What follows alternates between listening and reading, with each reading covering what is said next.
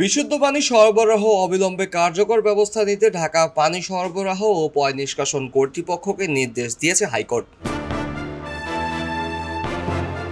দূষণ রোধ এবং বিশুদ্ধ পানি সরবরাহকে কি পদক্ষেপ নেওয়া হয়েছে তা জানিয়ে ঢাকা ওয়াসা ব্যবস্থাপনা পরিচালক, উপব্যবস্থাপনা পরিচালক, পরিচালন ও রক্ষণাবেক্ষণ ও দুই সচিবকে 2 মাসের মধ্যে আদালতের প্রতিবেদন দাখিল করতে বলা হয়েছে। ওয়ালটন আবারও মিলিনিয়ার অফারে ওয়ালটন ফ্রিজ কিনে আপনিও হয়ে যেতে পারেন মিলিয়নিয়ার।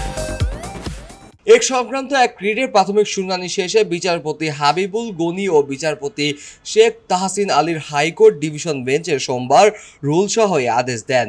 জনস্বাস্থ্যের জন্য ঝুঁকি তৈরি করে এমন পোকামাকড় ও কৃমিযুক্ত পানি সরবরাহ বিবাদের নিষ্ক্রিয়তা ও ব্যর্থতা কেন আইনগত কর্তৃত্ব বহির্ভূত ঘোষণা করা হবে না এবং পানি দূষণের তাৎক্ষণিক সমাধান করে বিশুদ্ধ পানি সরবরাহ নিশ্চিত কার্যকর ব্যবস্থা নিতে কেন নির্দেশ দেওয়া হবে না তা রুলে জানতে চাওয়া হয়েছে।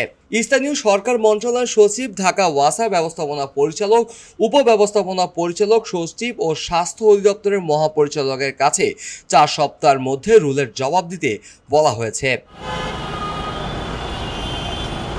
ঢাকা ওয়াসার সরবরাহ করা পানি দূষণ রোধ ও বিশুদ্ধ পানি সরবরাহ নিশ্চিত করার নির্দেশনা চেয়ে গত মাসে হাইকোর্টে জনস্বার্থে রিট করেন সুপ্রিম কোর্টের আইনজীবী মোহাম্মদ সালেকুজ্জামান সাগর। ঢাকা ওয়াসার পানি দূষণ নিয়ে বিভিন্ন সংবাদপত্রে প্রকাশিত খবর প্রতিবেদন যুক্ত করে রিটটি করা হয়।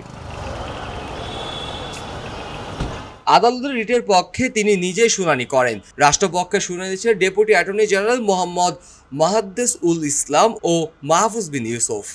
নিউজ ডেস্ক, খবরের কাগজ। খবরের কাগজ, নিখাদ, নির্ভীক, নিরপেক্ষ।